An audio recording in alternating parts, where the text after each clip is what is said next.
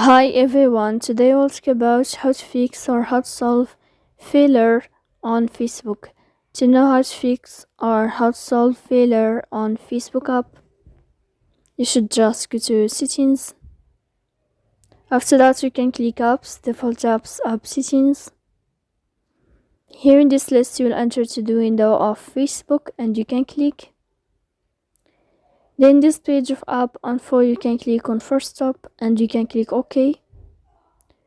Then you will enter to the window of storage.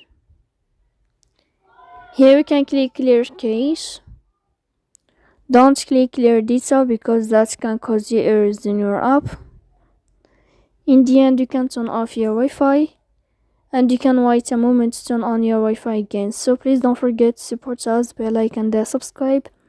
See you next time in another video and thank you for watching.